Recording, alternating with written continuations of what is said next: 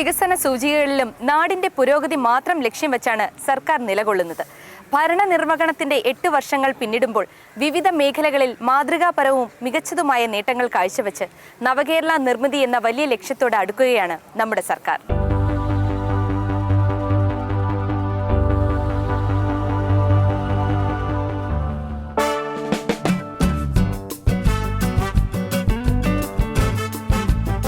നാടിന്റെ ഭാവി മുന്നിൽ കണ്ടുള്ള വികസന പദ്ധതികൾ നടപ്പിലാക്കുന്ന സർക്കാരിനെയാണ് ദീർഘവീക്ഷണമുള്ള ഭരണകൂടമെന്ന് പൊതുവെ വിശേഷിപ്പിക്കുന്നത്.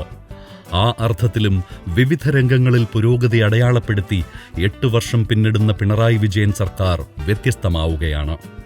3 പതിറ്റാണ്ട് മുന്നിൽ കണ്ടുള്ള വികസന പദ്ധതികൾ, കാലത്തെ അടയാളപ്പെടുത്തുന്ന ക്ഷേമ പ്രവർത്തനങ്ങൾ, തലമുറകൾക്ക് മികച്ച തൊഴിൽ ലഭിക്കുന്നതിനു വേണ്ടിയുള്ള നിക്ഷേപങ്ങൾ, വിദ്യാഭ്യാസ പരിഷ്കരണം, പരിസ്ഥിതി സംരക്ഷണം, ആരോഗ്യ സുരക്ഷ, സ്ത്രീ ശാക്തീകരണം തുടങ്ങിയവയ്ക്ക് വേണ്ടിയെല്ലാം അതിനൂതന പദ്ധതികൾ, എല്ലാം സുരക്ഷിത ഭാവിക്ക് വേണ്ടിയുള്ള ഈ സർക്കാരിന്റെ ഉറച്ച ചുവടുവയ്പ്പുകളാണ്. ഒരു മിറക്കിൾ സ്റ്റേറ്റ്, അത്ഭുതകരമാവണ്ണം പുരോഗതി പ്രാപിച്ചിട്ടുള്ള ഒരു സ്റ്റേറ്റായിട്ട് ഇന്ന് കേരളം മാറിയിരിക്കുന്നു എന്നുള്ളതാണ്. അടുത്ത 10 വർഷം എന്ന് പറയുന്നത് വളരെ ഈഗാലിറ്റേറിയൻ ആയിട്ടുള്ള ഒരു ഡെവലപ്മെൻ്റ് ആയിരിക്കണം. അതോടൊപ്പം തന്നെ ഈ പ്രവാസികളെയും പാർശ്വവൽകൃത സമൂഹത്തെയും കൂടെ നിർത്തിക്കൊണ്ട് ഒരു വികസനം സാധ്യമാവുന്ന ഒരു രീതിയിലേക്ക് പോകണം. പശ്ചാത്തല വികസനത്തിൽ കേരളത്തിലുണ്ടായിട്ടുള്ള നിക്ഷേപം എന്ന് പറയുന്നത് പിണറായി വിജയൻ സർക്കാർ വന്നതിന് ശേഷം ഇരട്ടിയാണ്. അതായത് ടോട്ടൽ എക്സ്പെൻഡിച്ചറിൻ്റെ 7.5% മാത്രമേ 2016-17 ഈ പശ്ചാത്തല വികസനത്തിന് ഉണ്ടായിരുന്നുള്ളൂ. ഇന്നത് 14-15%. ഇപ്പോൾ സ്വകാര്യ മേഖല കൂടെ മുൻതൂക്കം കൊടുത്തുകൊണ്ടുള്ള ഒരു ആസൂത്രണത്തിന് മാത്രമേ കേരളത്തിന് സാധ്യതയുള്ളൂ. കഴിഞ്ഞ 8 വർഷത്തെ സർക്കാരിന്റെ പ്രവർത്തന മികവ് ഇതെല്ലാം ഒന്നുകൂടി അരക്കിട്ടുറപ്പിക്കുന്നു. പിന്നിട്ട 8 വർഷങ്ങളിൽ അടിസ്ഥാന വികസന ക്ഷേമ പ്രവർത്തനങ്ങളിൽ മികച്ച നേട്ടങ്ങളിലേക്ക് കുതിച്ചുയർന്ന് നവകേരള നിർമ്മിതി എന്ന വലിയ ലക്ഷ്യത്തോടടുക്കുകയാണ് നമ്മുടെ സർക്കാർ.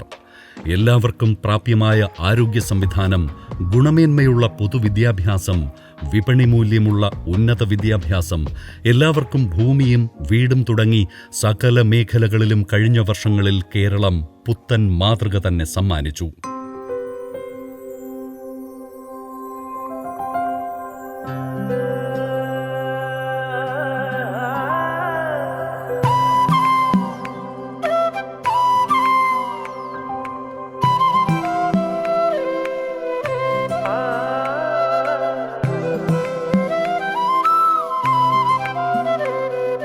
ചിറകടി ഉയരുകയായി അഭിനവ വികസ്വര കേരള ഭൂവിൽ പുലരികൾ വിടരുകയായി ഉയർന്നു പറന്നു വളർന്ന നാടിൻ സുഗത സഞ്ചാരമരുളി നീളുന്ന സുഗമ പാതകൾ, തിരമുറിച്ചിങ്ങു തീരമണയുന്ന സ്വപ്ന നൗകകൾ, സുഗത സഞ്ചാരമരുളി നീളുന്ന സുഗമ പാതകൾ, തിരമുറിച്ചിങ്ങു തീരമണയുന്ന സ്വപ്ന നൗകകൾ, കാലം കാതോർക്കും മലനാടിൻ മൊഴികൾ, കാലങ്ങൾ പോകാൻ നാം തേടും വഴികൾ, മാറ്റത്തിൻ മാറ്റൊലിയാൽ മുഖരിതമാകുമിടം കേരളം മമ കേരളം, കേരളം നവ കേരളം, കേരളം മമ കേരളം, കേരളം നവ കേരളം.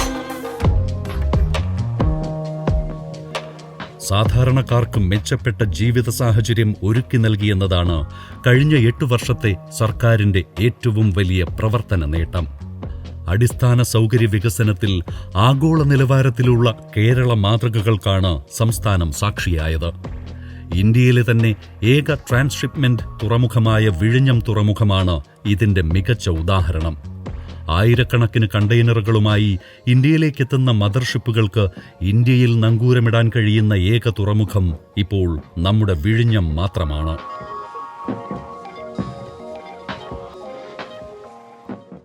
കേരളത്തിൻ്റെ ഒരു സ്വപ്ന പദ്ധതിയാണ് വിഴിഞ്ഞം ഇൻ്റർനാഷണൽ പോർട്ട്. അന്താരാഷ്ട്ര മറൈൻ ട്രാൻസ്ഷിപ്മെൻറ്റ് രംഗത്ത് അനന്ത സാധ്യതകളാണ് നാടിന് തുറന്നു കിട്ടുക. ഇത് എല്ലാ മലയാളികളെയും ആഹ്ലാദിപ്പിക്കുന്ന കാര്യമാണ്.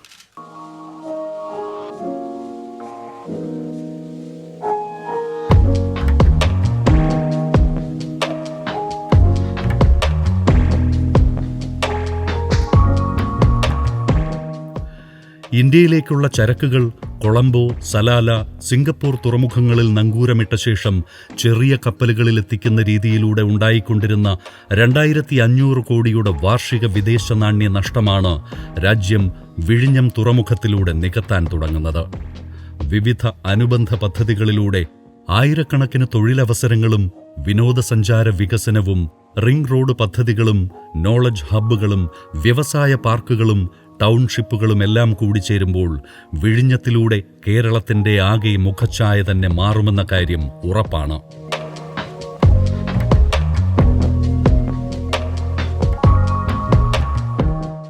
ഞാൻ വിഴിഞ്ഞം സ്വദേശിയാണ്. ഇവിടെ അദാനിയുടെയും ഗവൺമെൻറ്റും ചേർന്ന് നടത്തുന്ന കോഴ്സിൽ ഞാൻ ചേരുകയുണ്ടായി. GD എന്നാണ് കോഴ്സ്.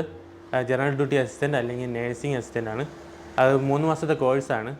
ഇവിടെ അതുവഴി എനിക്ക് ഉടനെ തന്നെ കോഴ്സ് കംപ്ലീറ്റ് ചെയ്ത് ഉടനെ തന്നെ എനിക്ക് ഈ ജോലി ലഭിക്കുകയുണ്ടായി. GDA ഇവിടെ സീസൺ 2-ലാണ്. പിന്നെ ഈ പോർട്ട് വരാൻ കാരണമാണ് എനിക്ക് സൗഭാഗ്യങ്ങളും എനിക്ക് കിട്ടിയത്.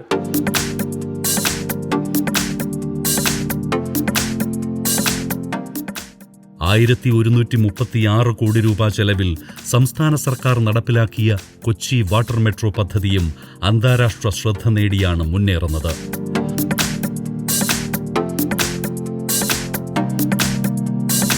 30 ബോട്ട് ജെട്ടികൾ, മെട്രോ സ്റ്റേഷനുകളെയും ബസ് ടെർമിനലുകളെയും ബന്ധിപ്പിച്ചുകൊണ്ടുള്ള 78 ബോട്ട് സർവീസുകൾ, ടൂറിസ്റ്റുകളെ ആകർഷിക്കുന്ന സഞ്ചാരവും മെട്രോ റെയിലിന് സമാനമായ സൗകര്യങ്ങളും, തിങ്ങിനിറയുന്ന യാത്രക്കാർ, സഞ്ചാരികൾ, അങ്ങനെ ലോകത്തിലെ തന്നെ ആദ്യ വാട്ടർ മെട്രോ ആയ കൊച്ചി വാട്ടർ മെട്രോയുടെ പ്രശസ്തി മികവ് കൊണ്ട് തന്നെ ലോകമറിയുകയാണ്.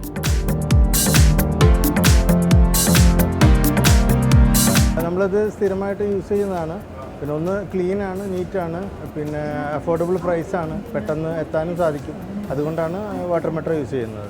ഫസ്റ്റ് ടൈമാണ് കൊച്ചി മെട്രോയിൽ വരുന്നത്. ആദ്യമായിട്ടൊരു നല്ലൊരു എക്സ്പീരിയൻസ് ആണ്. പിന്നെ നമ്മളിപ്പോൾ സാധാരണഗതിയിൽ ഇവിടെ മുന്നേ ഉണ്ടായിരുന്ന ബോട്ട് സംവിധാനം എന്ന് പറയുന്നത് നല്ല ചൂടും വെയിലൊക്കെ ആയിട്ട് നമ്മൾ പോയിരുന്നതാണ്. ഇപ്പോൾ അതിലൊരു മാറ്റം വന്നിട്ടുണ്ട്. നമുക്കിപ്പോൾ നല്ല AC സൗകര്യങ്ങൾ, പിന്നെ റോഡിലുള്ള ബ്ലോക്കിനൊക്കെ അപേക്ഷിച്ചിട്ട് എത്രയും പെട്ടെന്ന് എത്താവുന്ന ഒരു അനുഭവമൊക്കെ നമുക്ക് ഇതിൽ നിന്ന് മനസ്സിലായിട്ടുണ്ട്. വളരെ neat and clean and food is not allowed. That is the one best thing. So no waste, nothing. Very good experience.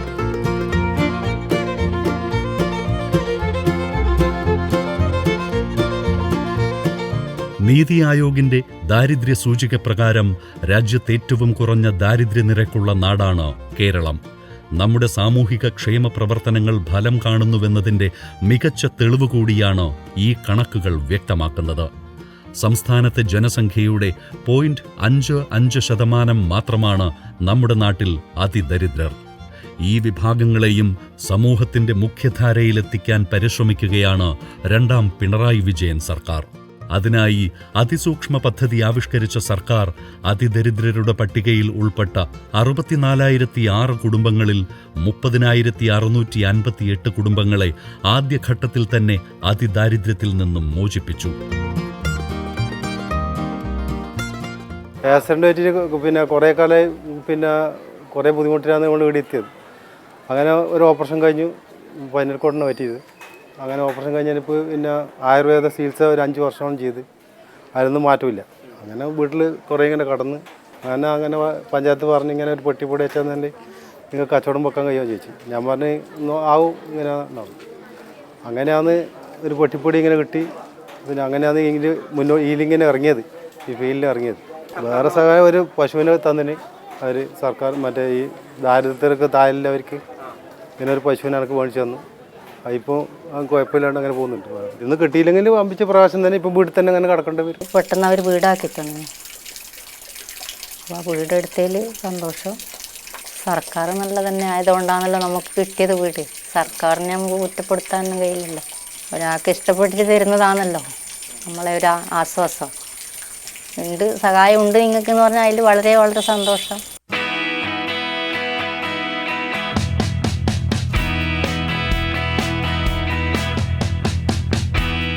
2021 മേയിലാണ് അതിദാരിദ്ര്യം തുടച്ചു നീക്കാനുള്ള ബൃഹത് പദ്ധതിക്ക് സംസ്ഥാനം തുടക്കമിട്ടത്. തദ്ദേശ സ്ഥാപന തലത്തിൽ മൈക്രോ പ്ലാനുകളും ഉപപദ്ധതികളും തയ്യാറാക്കിയ കേരളം ആരോരുമില്ലാത്ത അതിദരിദ്രർക്ക് ഭക്ഷണവും ചികിത്സയും ഉറപ്പാക്കി. അവകാശരേഖകൾ, ആരോഗ്യ ഇൻഷുറൻസ്, സാമൂഹിക സുരക്ഷാ പെൻഷൻ എന്നിവ ലഭ്യമാക്കി അത്തരം കുടുംബങ്ങളെ അതിദാരിദ്ര്യാവസ്ഥയിൽ നിന്ന് കരകയറ്റി. അവരുടെ ദാരിദ്ര്യം കണ്ട് സഹതപിക്കാനല്ല, അവരെ ഒപ്പം ചേർത്ത് മുന്നോട്ട് നയിക്കുകയാണ് ലക്ഷ്യമെന്ന് ഈ സർക്കാർ തെളിയിച്ചു. മറ്റു പല രംഗങ്ങളിലെയും പോലെ അതിദാരിദ്ര്യ നിർമ്മാർജ്ജനവും അങ്ങനെ രാജ്യത്തിന് മാതൃകയായി മാറുകയാണ്. സർക്കാരിൻ്റെ പണവും സർക്കാരിൻ്റെ കഴിവും സർക്കാരിൻ്റെ അധികാരവുമെല്ലാം ഏറ്റവും പാവങ്ങൾക്കാണ്, ഏറ്റവും സാധാരണക്കാരനാണ്. ഭരണത്തിൻ്റെ പ്രയോജനം ഇതുവരെ കിട്ടാത്തവർക്ക് വേണ്ടിയിട്ടാണ്, ഭരണം ജനങ്ങൾക്ക് വേണ്ടിയാണ് എന്ന ഒരു ഉറച്ച വിശ്വാസത്തിൽ അതിൻ്റെ ഒരു ആവിഷ്കാരം എന്നുള്ളതിലേക്ക് അതിദരിദ്രരായിട്ടുള്ള 64,000 കുടുംബങ്ങളെ നമ്മൾ കണ്ടെത്തിയെന്നത് അത് തന്നെ ഒരു വലിയ നേട്ടമാണ്. ഒരുപക്ഷേ ഇന്ന് ജനാധിപത്യ പ്രക്രിയകളൊക്കെ തന്നെ ഇത്തരത്തിൽ ജനങ്ങളിൽ നിന്ന് അകലുന്ന ഒരു ലോകത്ത് തന്നെ അത്തരത്തിലുള്ളൊരു പ്രവണത ഉണ്ട്, ഒരു ന്യൂ ലിബറൽ എക്കോണമിയുടെ ഭാഗമായിട്ടുണ്ട്. ആ സമയത്ത് ഉള്ള ഈ നടപടി അങ്ങേയറ്റം ധീരമാണ് എന്ന് മാത്രമല്ല, ഇന്ത്യൻ ജനാധിപത്യത്തിൽ തന്നെ ഒരു തിരുത്തൽ ശക്തിയായി നിൽക്കാൻ ഈ നടപടിക്ക് സാധിക്കും. ഇതാണ് ഒരു ഭരണകൂടം ചെയ്യേണ്ടത്. ഗാന്ധിജി പറഞ്ഞില്ലേ, അന്ത്യോദയം എന്ന് പറഞ്ഞില്ലേ, ഏറ്റവും അന്ത്യത്തിൽ നിൽക്കുന്ന, ഏറ്റവും ഒടുവിൽ നിൽക്കുന്നവൻ്റെ അടുത്ത് സാമൂഹ്യ നീതി എത്തുമ്പോഴാണ് ജനാധിപത്യം അർത്ഥപൂർണ്ണമാകുന്നത് എന്ന് ഗാന്ധിജി പറഞ്ഞ ആ അന്ത്യോദയ സങ്കല്പത്തിൻ്റെ ഏറ്റവും കൃത്യമായ ഒരു ആവിഷ്കാരമാണ് ഈ അതിദരിദ്ര കുടുംബങ്ങളെ കണ്ടെത്താനും അവരെ പുനരധിവസിപ്പിക്കാനുമുള്ള കേരള സർക്കാരിൻ്റെ പദ്ധതി.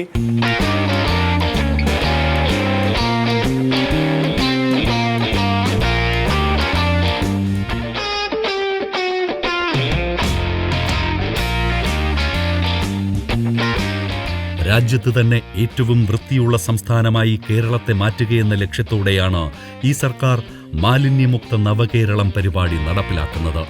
തദ്ദേശ സ്വയംഭരണ വകുപ്പ് നവകേരളം മിഷനും ശുചിത്വ മിഷനും ജില്ലാ ഭരണകൂടവുമായി ചേർന്ന് നടപ്പിലാക്കി വരുന്ന 18 കർമ്മ പരിപാടിയിലൂടെയാണ് മാലിന്യമുക്തം നവകേരളമെന്ന സങ്കല്പം നാം യാഥാർത്ഥ്യമാക്കുന്നത്. കേരളത്തിന്റെ മാലിന്യ നിർമ്മാർജ്ജന പ്രശ്നങ്ങൾക്ക് ശാശ്വത പരിഹാരം ഉറപ്പാക്കുന്നതിനൊപ്പം നാടിന് പുത്തൻ മാതൃക കൂടിയാണ് ഈ പദ്ധതിയിലൂടെ കേരളം സാധ്യമാക്കുന്നത്. ലക്ഷ്യങ്ങൾ വ്യക്തമായി മുൻകൂട്ടി നിർണയിച്ചും ചിട്ടയായ ആസൂത്രണത്തിലൂടെ മുന്നേറിയും ബഹുജന പങ്കാളിത്തത്തോടെ നടപ്പിലാക്കുന്ന ഈ പദ്ധതിയുടെ പൂർത്തീകരണം കേരളത്തിന് പുതിയ മേൽവിലാസം കൂടിയാകും സമ്മാനിക്കുന്നത്. മാലിന്യമുക്തം നവകേരളം ക്യാമ്പയിൻ എന്ന് പറയുന്നത് കേവലമായ മാലിന്യ പ്രശ്നം പരിഹരിക്കുക എന്നതല്ല, മറിച്ച് നമ്മുടെ കൃഷിഭൂമി വീണ്ടെടുക്കാൻ, ജലാശയങ്ങൾ വീണ്ടെടുക്കാൻ, വിനോദസഞ്ചാരങ്ങളുടെ മാഹാത്മ്യം കൂട്ടാൻ, ഇതിൻ്റെയൊക്കെ അനുബന്ധമായി വരുന്ന വലിയൊരു തൊഴിൽ മേഖല വളർത്തിക്കൊണ്ടുവരാൻ ഒക്കെ സാധിക്കുന്ന തരത്തിലാണ് ഇത് മാറിക്കൊണ്ടിരിക്കുന്നത്. കഴിഞ്ഞ ഒരു 2017 മുതൽ ഇതുവരെയുള്ള പ്രവർത്തനങ്ങളും അതിൻ്റെ ഫലവും എടുത്ത് നോക്കുമ്പോൾ ഈ വിജയയാത്ര നമ്മൾ ഒരു പുതിയ അന്തരീക്ഷം കേരളത്തിന് സംഭാവന ചെയ്യാൻ സഹായിക്കുമെന്ന കാര്യത്തിൽ തർക്കമില്ല. അതിലേറ്റവും പ്രധാനമായി വരുന്നത് എല്ലാവരും, കുട്ടികളും യുവജനങ്ങളും സ്ത്രീകളും സർവീസ് എന്ന് പെൻഷനായവരും മറ്റ് വയോജനങ്ങളുടെ സംഘടനകളും മറ്റ് തൊഴിലാളി സംഘടനകളും അതുപോലെ സർവീസ് സംഘടനകളും സന്നദ്ധ സംഘടനകളും സാംസ്കാരിക സംഘടനകളും ശാസ്ത്ര പ്രചാരണ രംഗത്ത് പ്രവർത്തിക്കുന്ന സംഘടനകളും എല്ലാ സംഘടനകളും ഗവൺമെൻറ്റിൻ്റെ ഈ ഒരു വിപുലമായ ജനകീയ പരിപാടിയുടെ ഒപ്പം നിൽക്കുകയാണെങ്കിൽ തീർച്ചയായും ഈ നവകേരളത്തിലെ ഏറ്റവും പ്രാധാന്യം അർഹിക്കുന്ന മാലിന്യമുക്ത കേരളം എന്ന ഘടകം നമുക്ക് സാക്ഷാത്കരിക്കാൻ കഴിയും എന്ന കാര്യത്തിൽ തർക്കമില്ല.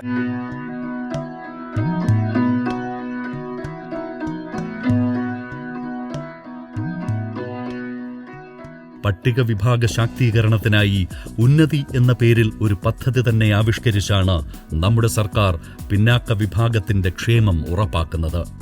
പട്ടികജാതി വർഗ വിഭാഗത്തെ ചേർത്ത് നിർത്താൻ വിവിധ പദ്ധതികൾ, ഇന്റേൺഷിപ്പുകൾ, സംരംഭകത്വം, നൈപുണ്യവൽക്കരണം തുടങ്ങിയവയിൽ പരിശീലനം എന്നിവ ഉന്നതിയിലൂടെ സാധ്യമാകുകയാണ്.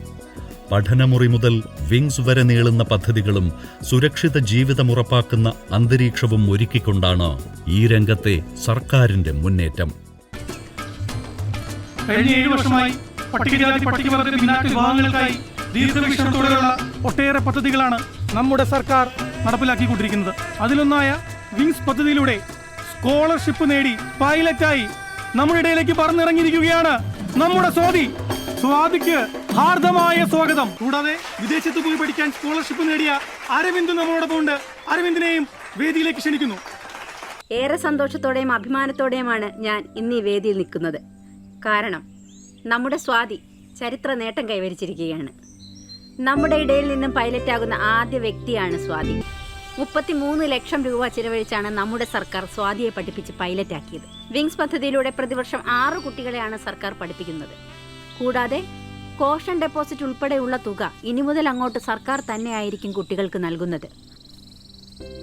മാത്രമല്ല SC/ST വിഭാഗത്തിലുള്ള 310 കുട്ടികളെ തിരഞ്ഞെടുക്കുകയും 25 ലക്ഷം രൂപ വീതം നൽകി അവരെ വിദേശ യൂണിവേഴ്സിറ്റികളിൽ അയച്ച് പഠിപ്പിക്കുകയുമാണ് നമ്മുടെ സർക്കാർ.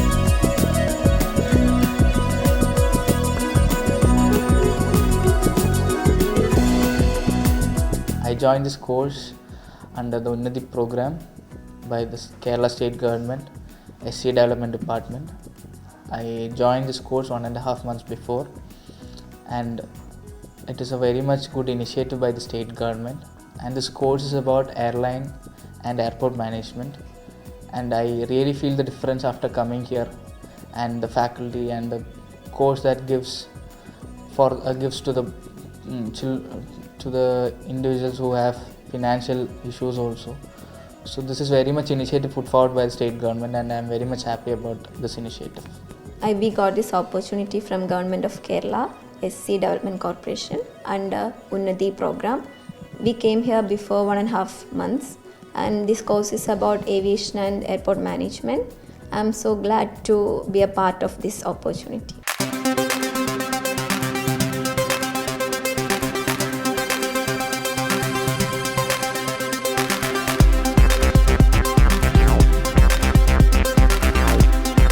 മികച്ച വിത്തിനങ്ങൾ, ഉൽപാദന വർധന, തൃപ്തികരമായ വിപണി വില, മൂല്യവർദ്ധിത ഉൽപ്പന്നങ്ങളിലൂടെ കൂടുതൽ വരുമാനം തുടങ്ങിയവയെ ആശ്രയിച്ചാണ് ആധുനിക കാലത്തെ കർഷകരുടെ ജീവിതം. അതുകൊണ്ടാണ് ജലാശയങ്ങളും പച്ചപ്പും കൃഷിയും സംരക്ഷിക്കാൻ ഒന്നാം പിണറായി വിജയൻ സർക്കാർ ഹരിത കേരളം എന്ന പദ്ധതി നടപ്പിലാക്കിയത്. പച്ചക്കറി, നെല്ല്, കിഴങ്ങുവർഗ്ഗങ്ങൾ, പഴങ്ങൾ, പാൽ, മുട്ട, മത്സ്യം, ഇറച്ചി എന്നിവയുടെ ഉൽപാദനത്തിൽ വർധനവുണ്ടാക്കാൻ ഈ പദ്ധതിയിലൂടെ സാധിച്ചു.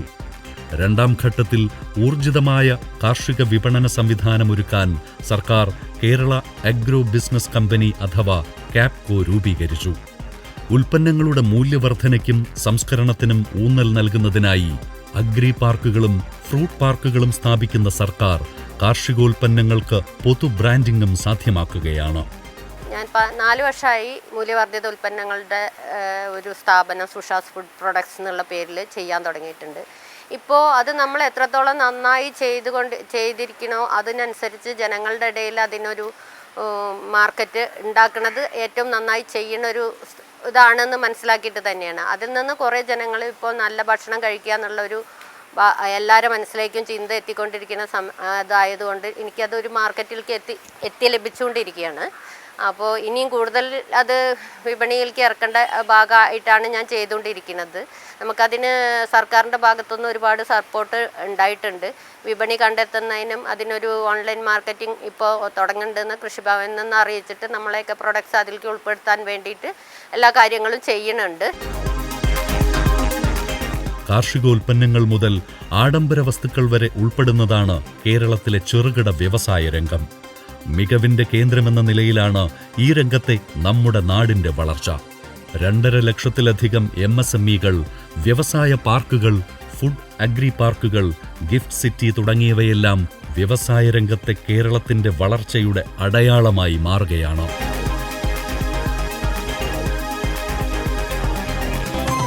സഹ്യസാഗരങ്ങളല്ല ഭരണനിർവഹണത്തിന്റെ മറ്റെല്ലാ മേഖലകളിലുമെന്ന പോലെ പ്രവാസിക്ഷേമത്തിലും പിണറായി വിജയൻ സർക്കാരിന്റെ ജൈത്രയാത്രയ്ക്ക് സാക്ഷിയായ 8 വർഷങ്ങളാണ് കടന്നുപോകുന്നത്. അതിരുകളില്ലാത്ത മലയാളി മനസ്സിനെ ചേർത്ത് നിർത്തിയ 4ാം ലോക കേരള സഭ അതിന്റെ ഏറ്റവും മികച്ച ഉദാഹരണമാണ്. കഴിഞ്ഞ ലോക കേരള സഭകളിലെ പ്രധാന നിർദ്ദേശങ്ങൾ നടപ്പിലാക്കിയ സർക്കാർ കുടുംബശ്രീ മോഡലിൽ പ്രവാസി കേരള മിഷൻ രൂപീകരിക്കുമെന്നും നോർക്ക വഴി പ്രവാസികൾക്ക് സമഗ്ര ഇൻഷുറൻസ് പദ്ധതി രൂപീകരിക്കുമെന്നും ഉറപ്പു നൽകി കഴിഞ്ഞു.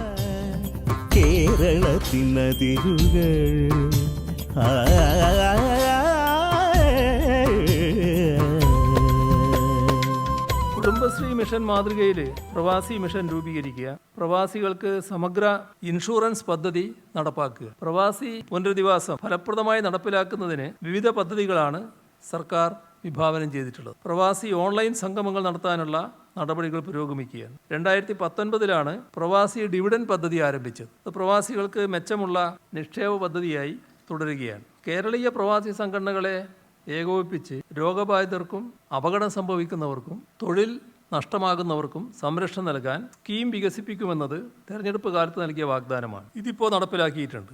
മരണപ്പെട്ട പ്രവാസികളുടെ ആശ്രിതർക്കും രോഗബാധിതർക്കും ധനസഹായത്തിനായി സാന്ത്വന പദ്ധതി നടപ്പിലാക്കി വരുന്നുണ്ട്. പ്രവാസികളുടെ പുനരധിവാസത്തിന് കൂടുതൽ നടപടികൾ കൈക്കൊള്ളുന്നതിന് പ്രവാസി ഗ്രാമസഭകൾ വിളിച്ചു ചേർത്ത് സ്വയം സഹായ സംഘങ്ങൾ, സഹകരണ സംഘങ്ങൾ മുതലായവ രൂപീകരിക്കുന്നത് പരിഗണനയിലുണ്ട്. കായിക രംഗത്തെ സമഗ്ര വളർച്ച ലക്ഷ്യമിടുന്ന സർക്കാർ സംസ്ഥാനത്ത് ഊർജ്ജസ്വലവും സുസ്ഥിരവുമായ ഒരു കായിക സമ്പദ് വ്യവസ്ഥ കെട്ടിപ്പടുക്കുന്നതിന് എല്ലാവർക്കും സ്പോർട്സ് എന്ന ആശയം നടപ്പിലാക്കുകയാണ്. എല്ലാവർക്കും സ്പോർട്സ്, എല്ലാവർക്കും ആരോഗ്യം, കായിക വിനോദസഞ്ചാരം, ഇ സ്പോർട്സ് തുടങ്ങി സമഗ്രവും സന്തുലിതവുമായ ഒരു കായിക ആവാസ വ്യവസ്ഥ വിഭാവനം ചെയ്യുന്ന കായിക വകുപ്പ് ഇതിനകം കിഫ്ബിയുടെ സഹായത്തോടെ 1900 കോടി രൂപയുടെ അടിസ്ഥാന സൗകര്യ വികസനം സാധ്യമാക്കി കഴിഞ്ഞു. 19 സ്റ്റേഡിയങ്ങളാണ് 100 കോടി ചെലവിൽ സംസ്ഥാനത്തെ വിവിധ ജില്ലകളിലായി ഈ സർക്കാർ പൂർത്തിയാക്കിയത്. അന്താരാഷ്ട്ര മത്സരങ്ങൾക്ക് വേദിയൊരുക്കിയും കമ്മ്യൂണിറ്റി സ്പോർട്സ് എന്ന ആശയം മുൻനിർത്തി പദ്ധതികൾ നടപ്പിലാക്കിയും ഈ രംഗത്ത് നാം നടത്തുന്ന മുന്നേറ്റമാണ് കായിക കുതിപ്പിലെ പുതിയ കേരള മോഡൽ.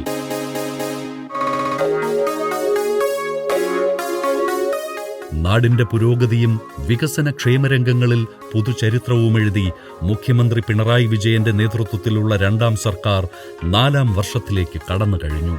നവകേരള നിർമ്മിതി എന്ന വലിയ ലക്ഷ്യത്തിന് കരുത്ത് പകർന്ന നിരവധി പദ്ധതികൾക്ക് തുടക്കവും മുന്നേറ്റവും ഉറപ്പാക്കിയ സർക്കാർ പുതുമയാർന്ന പരിപാടികളിലൂടെ നേട്ടവും നാടിന്റെ മുന്നേറ്റവും അടയാളപ്പെടുത്തുന്നു. പശ്ചാത്തല സൗകര്യ വികസനം, നിക്ഷേപ സൗഹൃദ അന്തരീക്ഷം സൃഷ്ടിക്കൽ, പൊതുമേഖലാ സംരക്ഷണം, വിജ്ഞാന മേഖലയിലെ കാൽവയ്പുകൾ തുടങ്ങിയവയും മതനിരപേക്ഷ ജനാധിപത്യ മൂല്യങ്ങൾ സംരക്ഷിക്കാനുള്ള ഇടപെടലുകളുമെല്ലാം സാധ്യമാക്കി ഈ സർക്കാർ സഹജ വഴിയിൽ യാത്ര തുടരുകയാണ്. പുതുപുത്തൻ കേരള മാതൃകകൾ സൃഷ്ടിച്ച് ചരിത്രം കുറിക്കാനാണ് ഈ സർക്കാരിന്റെ യാത്ര. ജനങ്ങളാണ് അതിന്റെ ശക്തിയും വിശ്വാസവും. അതിനായി ഈ യാത്രയിൽ നമുക്കും സർക്കാരിനൊപ്പം അണിനിരക്കാം. പാർപ്പിടത്തിന്റെ തണലുകളേകി പൊതുവിതരണ ശൃംഖല നീട്ടി നീർത്തടങ്ങൾക്കു ജീവസു നൽകി പുതുനാമ്പുകൾ പൊൻകതിരായി ഇടമുറിയാതോർജമൊഴുക്കി ഇടമെല്ലാം ശോഭിതമാക്കി അധികൃതമൊരു സംരംഭത്തിൻ രൂപം തെളിയുകയാ. അതിരുകളിനില്ലാതെ വികസനവേഗം തുടരുകയായി. ഒരു സ്വരമായി പല സ്വരമായി വികസനമുണരുകയായി. കേരളം മമ കേരളം